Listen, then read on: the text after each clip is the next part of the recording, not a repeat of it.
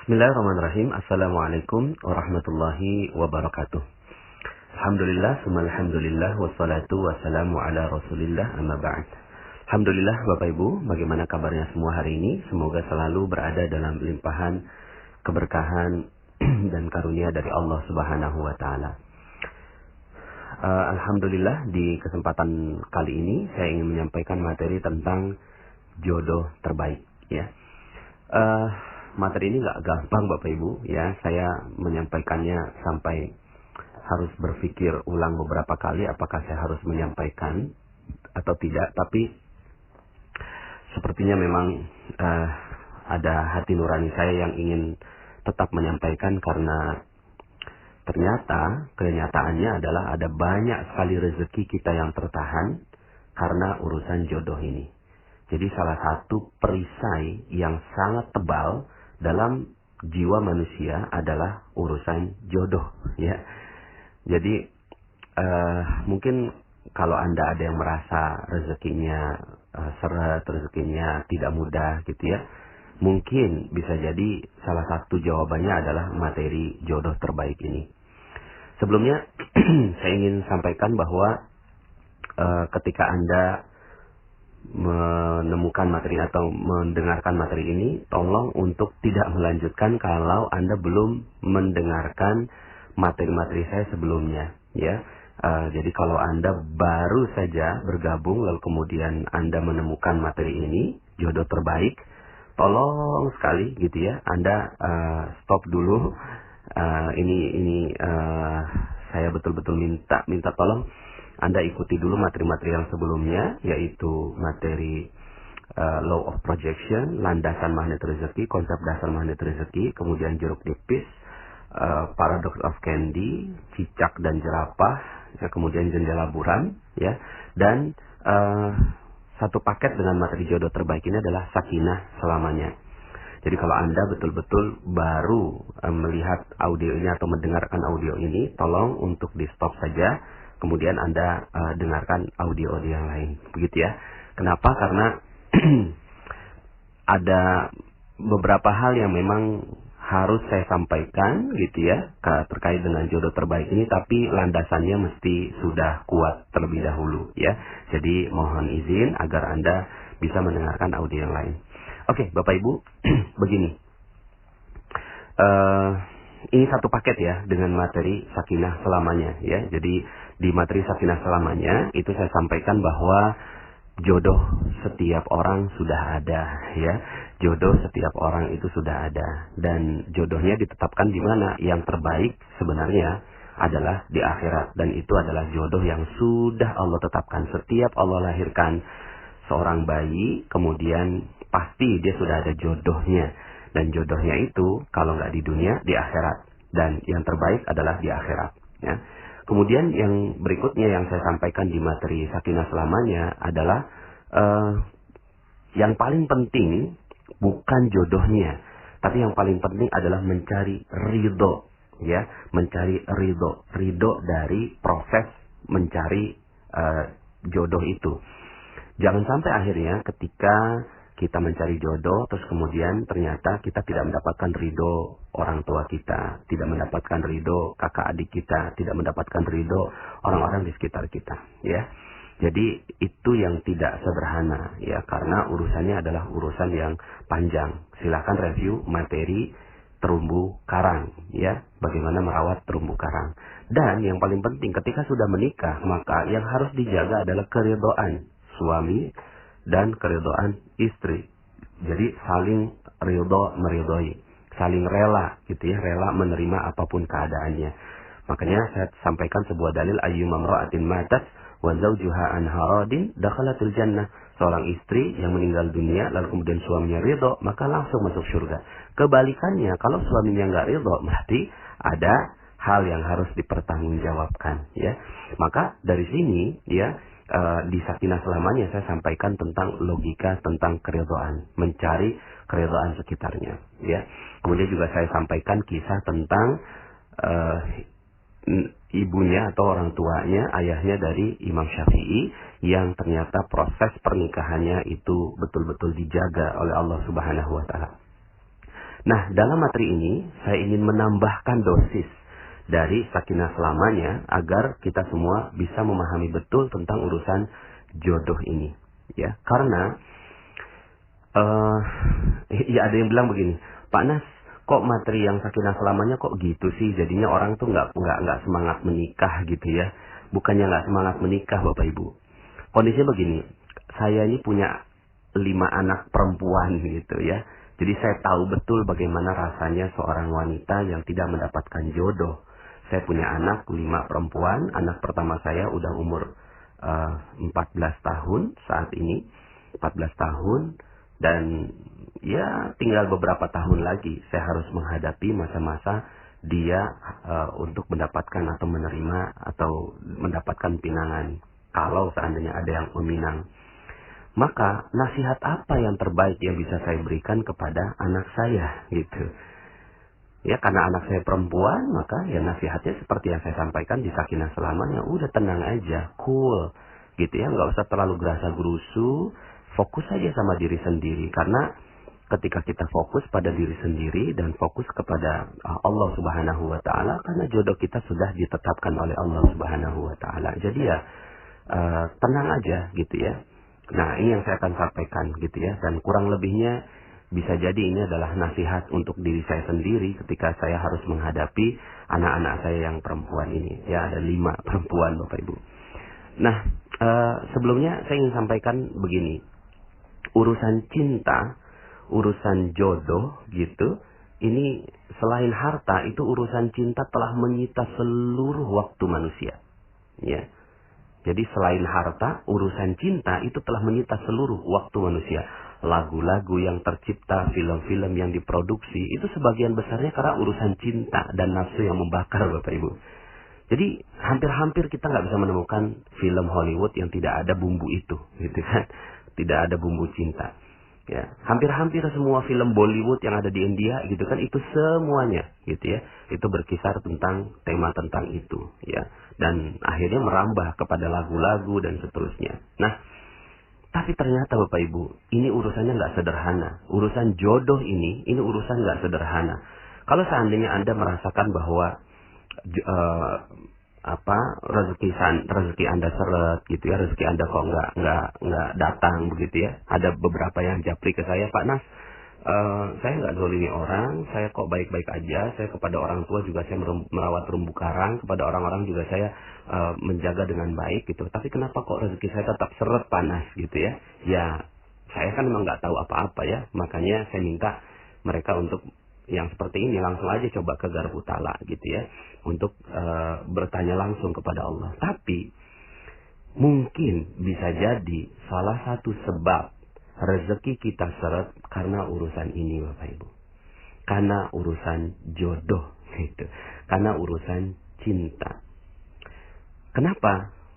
Begini, bagaimana kalau seandainya ada seorang suami yang istrinya duduk dengan lelaki lain, dan ternyata lelaki lain itu pernah punya hubungan waktu SMA, gitu ya.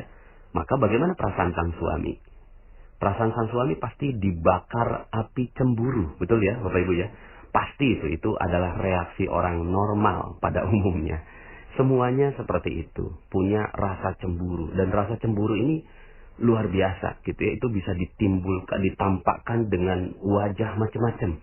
Dengan kemarahan, dengan nendang apapun, dengan menghancurkan sesuatu gitu ya. Terus kemudian ya intinya api cemburu ini luar biasa, dahsyat gitu ya. Bisa jadi wanita itu kalau sang suami itu melampiaskan kemarahannya bisa ditampar, bisa melakukan KDRT dan seterusnya Bapak Ibu ya.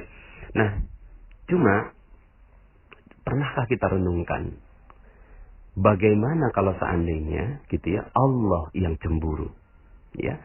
Jadi kalau manusia saja cemburunya sudah demikian, bagaimana dengan cemburunya Allah Subhanahu wa Ta'ala, gitu ya. Bagaimana jika Allah cemburu? Dan ternyata permasalahan Allah cemburu ini itu ada banyak sekali dalilnya. Ada banyak sekali hadis yang menyebutkan tentang kecemburuan Allah Subhanahu wa Ta'ala. Kapan cemburunya Allah? Ya cemburunya Allah urusan-urusan cinta ini, gitu ya. Yuk kita renungkan beberapa dalil gitu ya yang berkaitan dengan ini. Dalam hadis riwayat Bukhari dan Muslim, sesungguhnya Allah pun cemburu dan orang yang beriman itu juga cemburu gitu.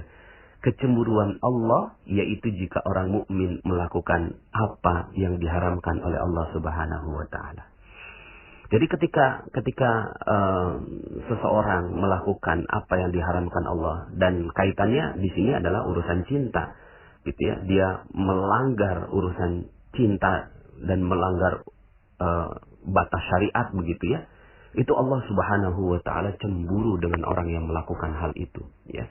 Kemudian dalam hadis yang lainnya Rasulullah SAW bersabda, tidak ada seorang pun yang lebih menyukai pujian daripada Allah. Maka oleh karena itu dia memuji zatnya sendiri. Dan tidak seorang pun yang lebih cemburu daripada Allah. Maka karena itu Allah mengharamkan perbuatan keji. Ya, hadis yang sama, hadis diriwayatkan oleh Bukhari dan Muslim juga. Artinya apa? Artinya Allah Subhanahu wa taala cemburu. Bagaimana kalau seandainya Allah cemburu? Kalau manusia saja cemburu, itu bisa hancur semuanya. Bagaimana kalau Allah yang cemburu? Hancur semua. Dan kecemburuan Allah ini beribu kali lipat dibandingkan dengan kecemburuan manusia. Ya, dengan cemburunya manusia. Ya, dalam hadis lain tidak ada seorang pun yang lebih pencemburu daripada Allah Azza wa Jalla, gitu ya. Dan ini hadisnya juga riwayat Bukhari dan Muslim, ya. Hadis lain dari Abu Hurairah, seorang mukmin itu merasa cemburu, sedangkan Allah lebih besar lagi rasa cemburunya daripada orang mukmin tadi. Masya Allah, gitu ya. Bagaimana kalau seandainya Allah cemburu dalam urusan cinta ini?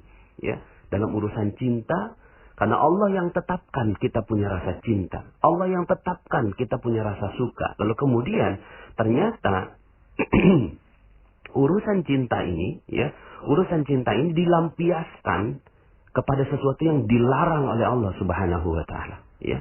Dilarang oleh Allah Subhanahu wa taala. Nah, dalam keterangan hadis yang lain juga Aisyah radhiyallahu anha itu meriwayatkan tentang kejadian ketika Rasulullah SAW menyampaikan tentang kasus cemburu ini, gitu Bapak Ibu ya. Jadi waktu itu ketika gerhana matahari di zaman sekarang ini berbeda sekali dengan gerhana matahari di zaman dahulu Bapak Ibu ya. Kalau gerhana matahari sekarang ini kita nggak ada yang takut keluar rumah ya. Kita udah tahu bahwa itu adalah fenomena alam gitu ya. Tapi di zaman Rasulullah SAW, gerhana matahari itu sangat-sangat menakutkan. Ya, gerhana matahari itu sesuatu yang sangat-sangat mengerikan gitu ya. Bagaimana tidak, siang hari dimakan gitu ya. Kira-kira begitu, dimakan oleh satu zat lah begitu ya dalam pikiran mereka. Sehingga akhirnya setiap ada kejadian gerhana matahari, semua tuh pada takut gitu kan, pada masuk ke dalam rumah, nggak berani keluar rumah, sampai akhirnya itu gerhana mataharinya selesai. Nah, Bapak Ibu yang dirahmati Allah, pada saat yang sangat mengerikan itu Rasulullah berkhutbahnya tentang cemburu. Jadi sampai-sampai Rasulullah mengingatkan gitu ya, hey, jangan-jangan ini yang terjadi gitu ya. Jangan-jangan ini yang terjadi ini karena kasus cemburunya Allah. Kita lihat ya. Hai umat Muhammad. Jadi saat terjadi gerhana matahari, setelah salat bersama sahabat, beliau berdiri dalam mimbar dan berpesan sangat panjang. Di akhir khutbah artinya ya sudahlah momen yang sangat mengerikan gitu ya, yaitu gerhana matahari. Lalu kemudian juga disampaikannya di akhir khutbah seakan-akan penekanan begitu ya. Hai umat Muhammad, tidak seorang pun lebih cemburu daripada Allah bila hambanya lelaki maupun perempuan berbuat zina. Masya Allah. Dijelaskan oleh Rasulullah SAW, ya, bila hambanya lelaki maupun perempuan berbuat zina. Masya Allah. Ya. Artinya apa? Artinya zina di sini ya bertahap juga ya. Kita artikannya, ulama mengartikan zina di sini ada yang zina mata, zina telinga, zina hati, zina mulut gitu kan, zina lisan, sampai akhirnya zina badan, kemudian zina faraj gitu ya, sampai sebegitunya gitu ya. Maka nanti kita akan bahas tentang urusan zina ini gitu ya. Nah cuma yuk sama-sama kita lihat perilaku orang-orang yang mencari jodoh sekarang ini gitu ya.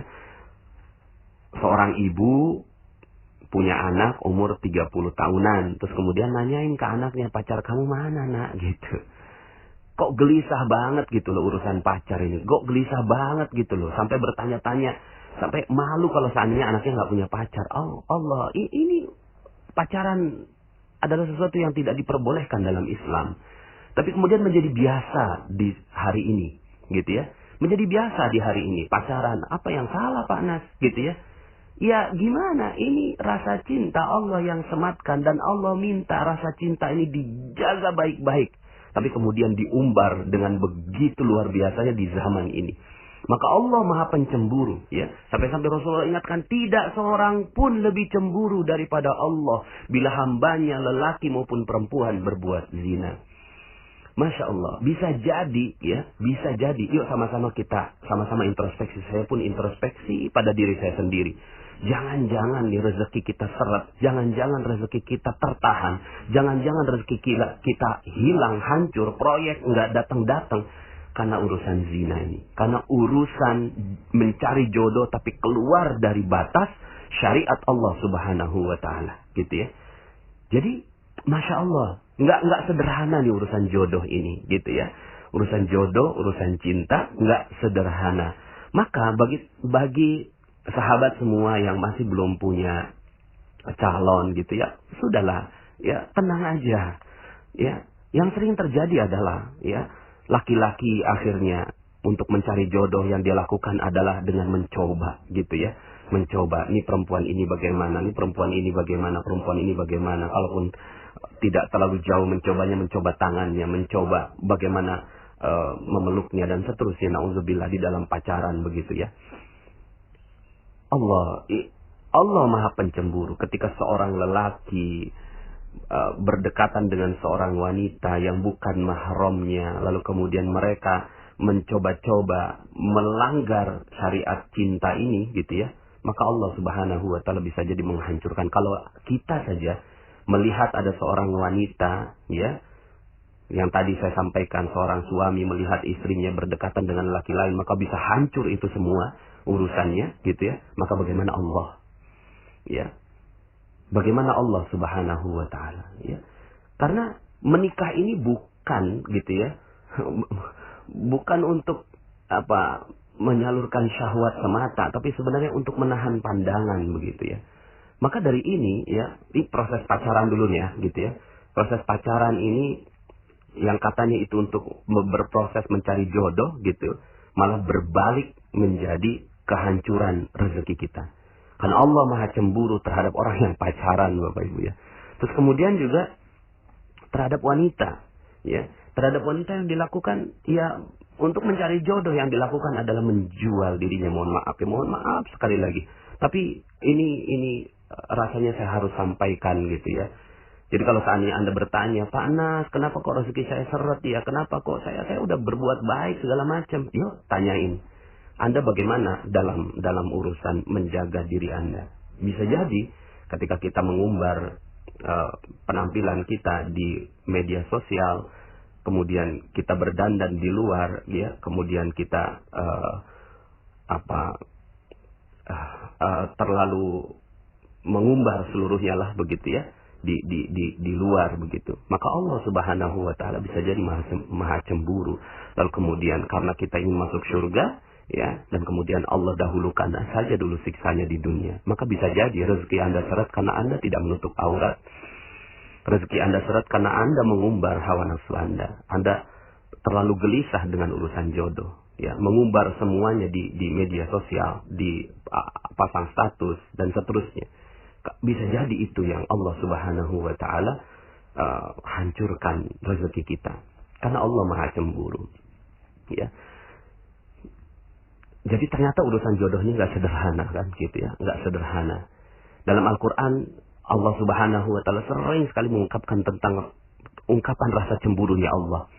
Dalam Al-Quran, dalam surat Al-Baqarah ayat 165, Allah sebutkan begini, ya, wa minan nasi man yattakhidhu min dunillahi andada yuhibbunahum ka hubbillah walladzina amanu ashaddu hubban lillah. Di antara sebagian manusia ada orang-orang yang menjadikan sembahan-sembahan selain Allah. Sembahan-sembahan ini ya, apa cirinya sembahan-sembahan ini? Ya, kalau saya nggak nyembah, kok saya nggak nyembah patung, kok nggak nyembah ini. Ciri sembahan ini adalah yuhibbunahum kahubbillah. Mereka mencintai selain Allah itu sebagaimana mereka mencintai Allah. Coba lihat lagu-lagu kita sekarang, gitu kan? Lagu-lagu yang ada yang dinyanyikan oleh sebagian besar kita, ya.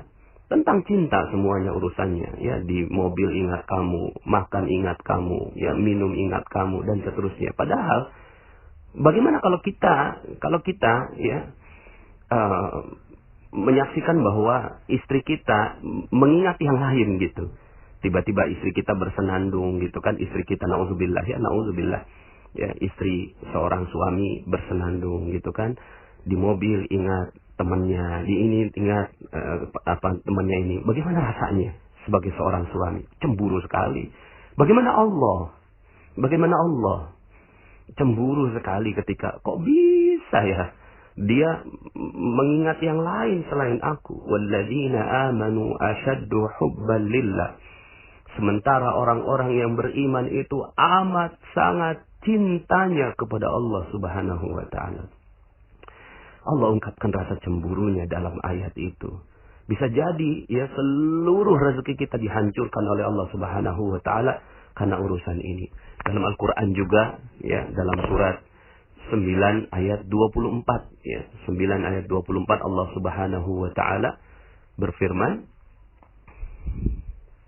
Qul in kana aba'ukum wa abna'ukum wa ikhwanukum wa azwajukum wa ashiratukum wa amwalun iktaraftumuha wa tijaratun takhshawna kasadaha wa masakinu tardawnaha ahabba ilaikum minallah wa rasulih wa jihadin fi sabilih fatarabbasu hatta ya'tiyallahu bi amrih wallahu la yahdil qaumal fasikin. Katakan, jika bapak-bapak, anak-anak, saudara-saudara, istri-istri, kaum keluarga, harta kekayaan yang kamu usahakan, perniagaan yang kamu khawatiri ruginya, dan rumah-rumah tempat tinggal yang kamu sukai, lebih kamu cintai daripada Allah dan Rasulnya, dan dari berjihad di jalan Allah, maka tunggu, fatarabbasu hatta ya'tiyallahu bi amrih, sampai Allah mendatangkan keputusannya, dan Allah tidak memberi petunjuk kepada orang-orang yang fasik. Masya Allah. Allah ancam, fatarabbasu, tunggu sampai Allah hancurkan, gitu ya, berikan peringatannya, gitu ya. Fatarabbasu hatta ya'tiyallahu bi amri, sampai Allah mendatangkan keputusannya. Bisa jadi seluruh rezeki kita habis karena Allah cemburu. Masya Allah, Allah cemburu sama kita.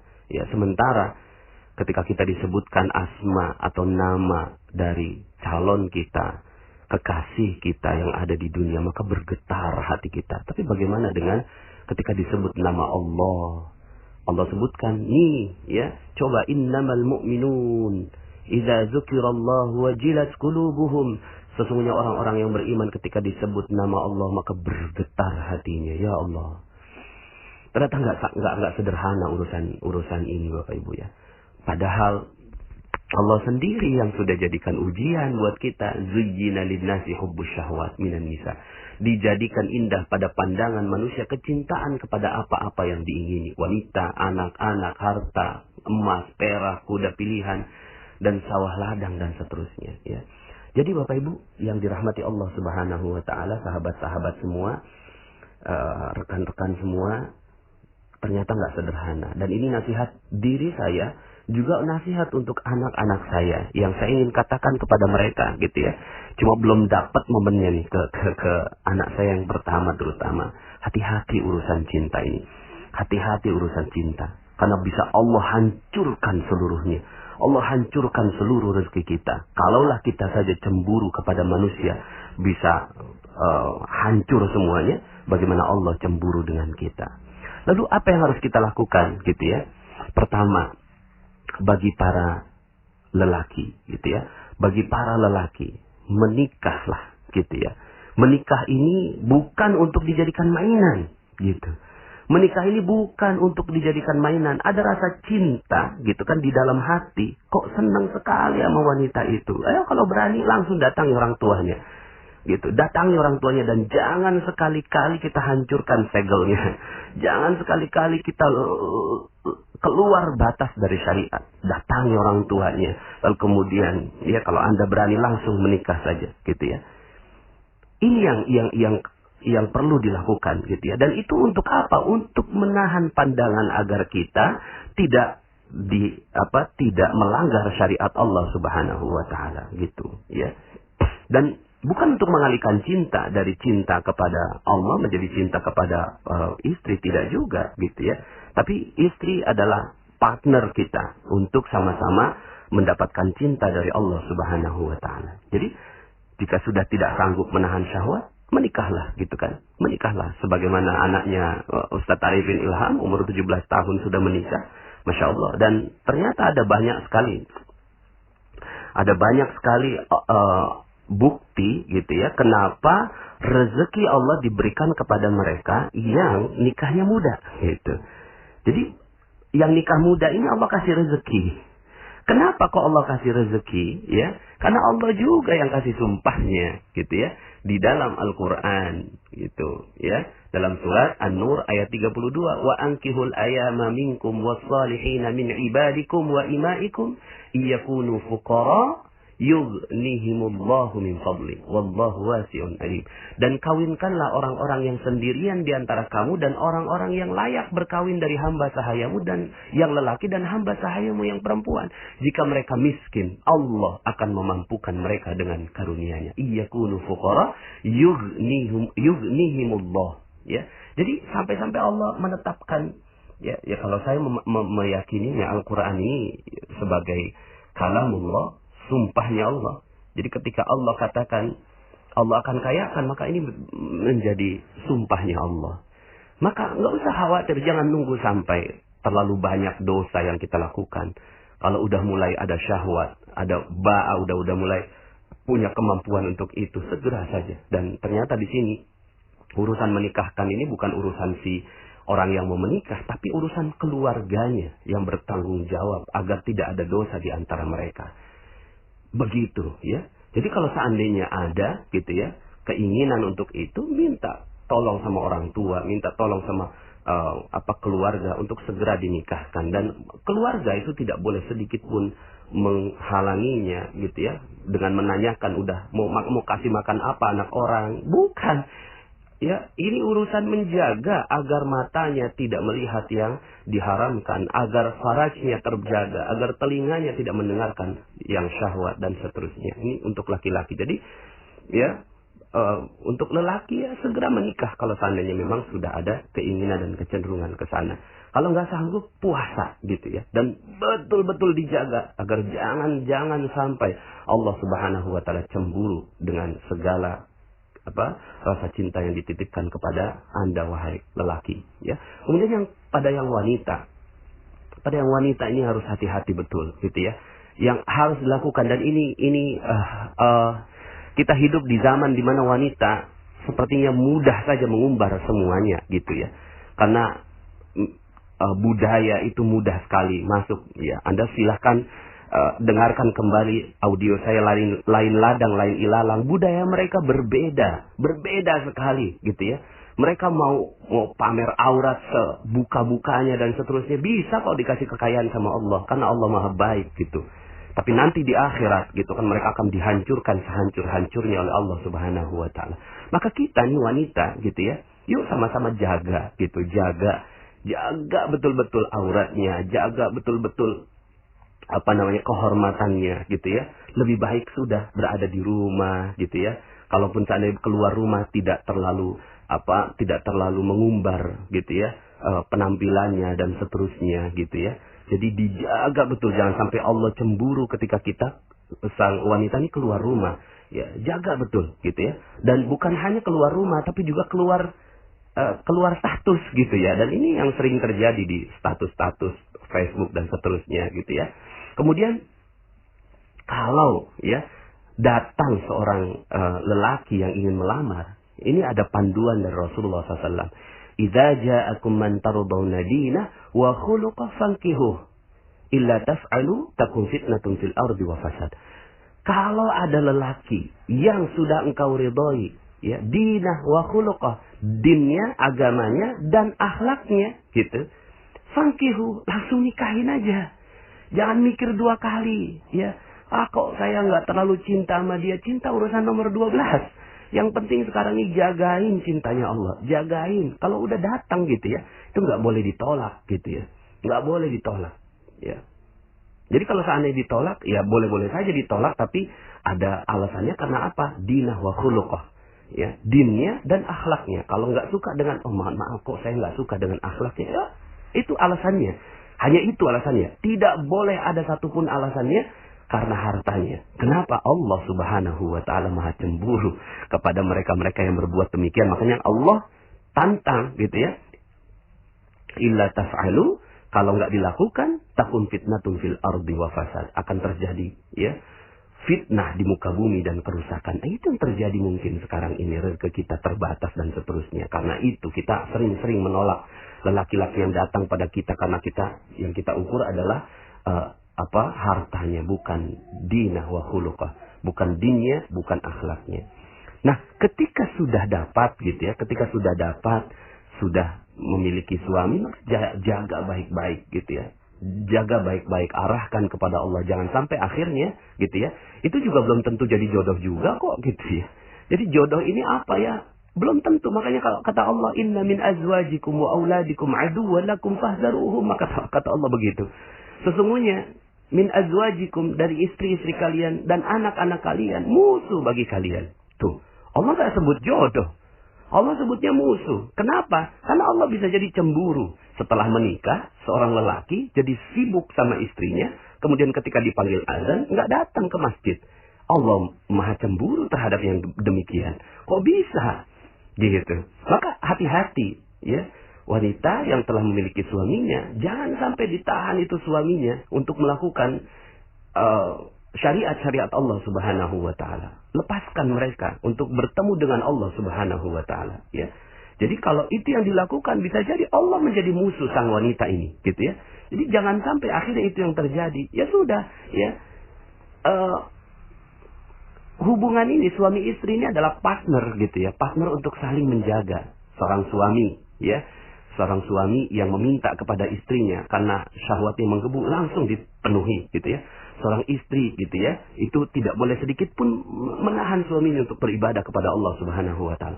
Ketika suaminya berbuat maksiat, ketika suaminya berbuat zalim dan seterusnya, sudah fokus aja. Berarti mungkin belum jodohnya, tapi jangan usah cerai juga gitu ya. Kalau kecuali memang sang suami memutuskan talak dan seterusnya. Nah, kalau ini yang terjadi, ya sudah, yang dijaga cinta terhadap apa?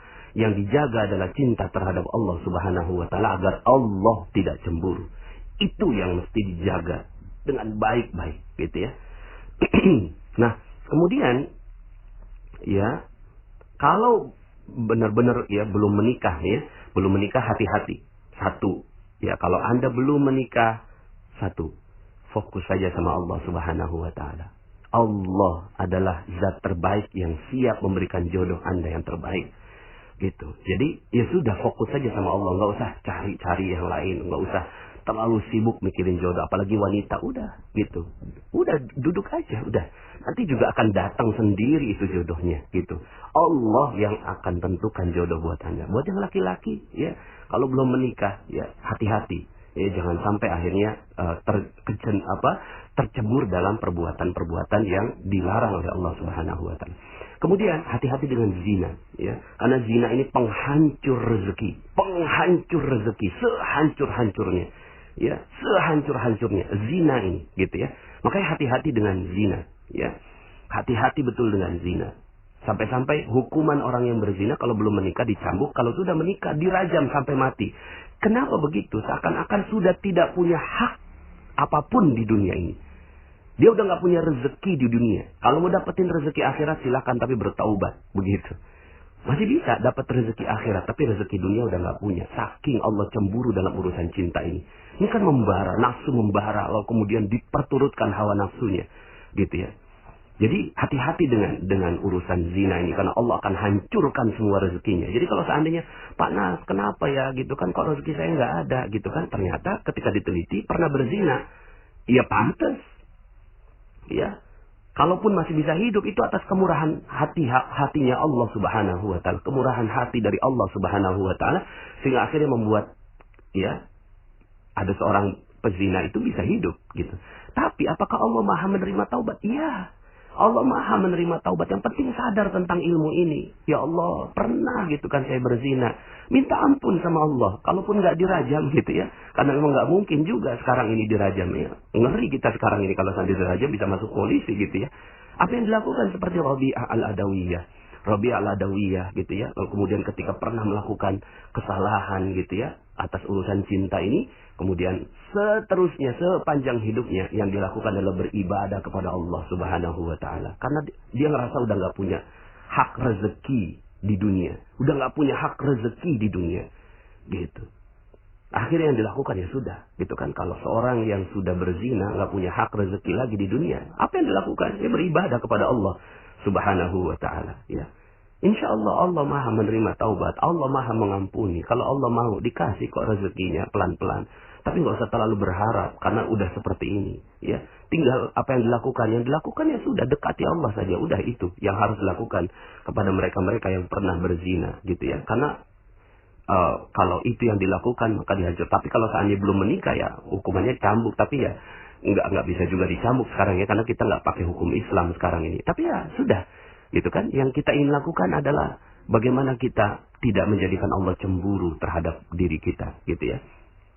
Ya, nah jadi hati-hati, jangan sampai pacaran, ya. Kalau belum menikah jangan sampai pacaran. Pacaran itu penghancur rezeki terbesar, gitu. Karena dia wala taqrabuz zina, jangan dekati perzinahan. Allah yang udah minta begitu, karena Allah yang kasih rezeki, maka Allah katakan, gitu ya. Hati-hati, yang kayak gini-gini bisa rezekinya hancur. Jadi kalau seandainya, Pak Nas, kenapa ya rezeki saya hancur? Kenapa kok rezeki saya seret? Pernah pacaran? Pernah. Ya bisa jadi. Karena itu. Terus gimana dong kalau udah pernah? Ya kalau pernah, minta ampun. Kalau belum terjadi, ajarin nilai ini terhadap anak-anak kita, kepada keluarga kita. Ya, siapa sih yang nggak pernah berbuat dosa? Ya, yang ngomong ini juga punya banyak dosa. Ini sama-sama kita sama-sama. Karena urusan jodoh ini, ya, ini urusan yang menghancurkan rezeki sehancur-hancurnya. Jadi ya sudah, gitu ya. Nggak usah ada pacaran, nggak usah, gitu ya. Karena pacaran adalah penghancur rezeki terbesar. Panas, saya pernah pacaran, saya juga mungkin pernah berzina, tapi kok rezekinya baik-baik saja. Hati-hati, hati-hati. Kalau yang kayak gitu, itu bisa jadi istidraj.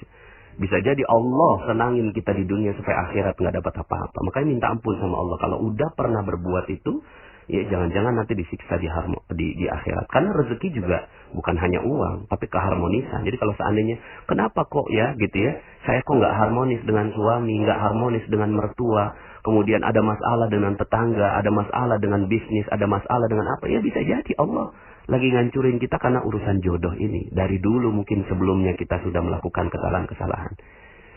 Tapi sekali lagi, Allah At-Tawwab. Allah ini maha penerima taubat, gitu. Allah maha penerima taubat, ya. Makanya sekali lagi saya katakan, saya tidak mudah untuk menyampaikan materi ini, tapi rasanya sepertinya perlu saya sampaikan karena banyak yang merasa aman, gitu. Banyak yang merasa aman dari setelah mendapatkan materi perisai rezeki. Panas, alhamdulillah saya udah duha, udah tahajud, udah sedekah, tapi kenapa ya saya kok rezekinya nggak datang-datang? Ya bisa jadi ini, bisa jadi urusan jodoh ini, urusan cinta ini, gitu. Lalu kemudian kesimpulannya terakhir, gitu ya, yang ingin saya sampaikan ini kan judulnya adalah jodoh terbaik. Lalu siapa jodoh terbaik itu? Jodoh terbaik tidak ada yang lain kecuali jodoh yang mengajak kepada Allah. Udah, itu. Itulah jodoh terbaik. Jodoh terbaik adalah jodoh yang di dunia mengajak kepada Allah. Kalau tidak mengajak kepada Allah berarti bukan jodoh terbaik. Mungkin jodoh tapi bukan terbaik. Gitu, bukan jodoh yang baik. Gimana Pak Nas kalau seandainya saya udah dapetin suami yang sepertinya bagaimana gitu ya, KDRT, zalim, nggak pernah sholat dan seterusnya, ya sepanjang dia tidak menceraikan kita, ya sudah, kita aja yang bertaubat, minta ampun kepada Allah Subhanahu wa taala, terus bertaubat kepada Allah, gitu ya, dan bersabar saja dengan keadaannya karena sudah pernah ada akad nikah. Akad nikah itu sumpah, janji yang sangat-sangat agung, mitsaqan ghalidha. Itu perjanjian yang amat erat, kuat sekali. Kalau seandainya suami ucapkan talak, baru kemudian Anda selesai, gitu ya.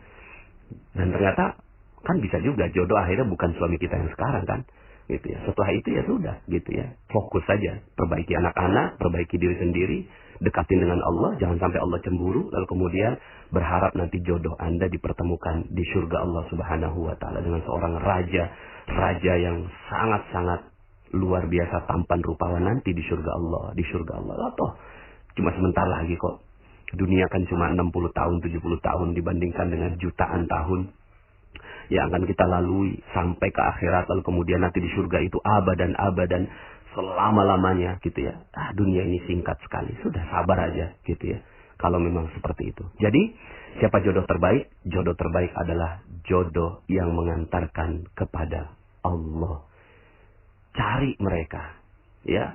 Kalau nggak begitu, jangan mau, gitu ya. Jangan sampai akhirnya seperti trennya artis-artis, gitu ya, yang menikah dengan lain agama, gitu ya. Menikah dengan orang yang tidak mengajak kepada Allah Subhanahu wa taala, itu bukan jodoh, itu musibah yang seperti itu, gitu ya. Jangan sampai akhirnya kita terkena musibah itu.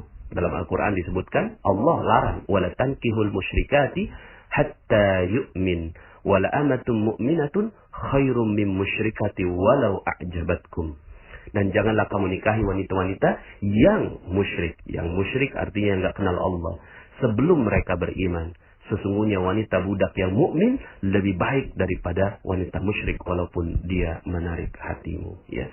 Jadi Bapak Ibu, ya, adik-adik, sahabat semua, rekan-rekan, yuk kita hati-hati dalam urusan jodoh ini, karena ternyata urusan jodoh inilah salah satu perisai rezeki yang besar. Kita fokuskan saja cinta kepada Allah Subhanahu wa taala, dan semoga Allah Subhanahu wa taala buka rezeki kita. Mohon maaf atas segala kekurangan, ya. Semoga dengan materi ini kita sama-sama menjahit kembali, ya, hal-hal yang sudah terluka di masa-masa yang lalu kemudian kita jelang kehidupan yang jauh lebih baik. Bisa jadi Allah lupakan semuanya. Seperti materi saya, cacat yang sempurna. Siapa sih yang nggak punya cacat? Siapa sih yang nggak pernah punya salah? Ya, maka Anda bisa dengarkan kembali materi cacat yang sempurna. Lupakan semuanya, fokus kepada masa depan. Yuk sama-sama kita rapihkan masa depan kita. Kalau sekarang ini rezeki kita berat, rezeki kita seret, rezeki kita tidak ada, wajarlah, ya. Memang kita pernah membuat Allah cemburu. Sekarang jalin lagi hubungan dengan Allah. Jalin lagi hubungan dengan Allah. Kita datang pada Allah selangkah, Allah datang 1000 langkah. Jika kita datang kepada Allah dengan berjalan, Allah datang dengan berlari. Masya Allah. Mudah-mudahan Allah dekati kita. Terima kasih. Mohon maaf atas segala kekurangan. Saya Nasrullah. Sampai jumpa di audio-audio berikutnya. Assalamualaikum warahmatullahi wabarakatuh.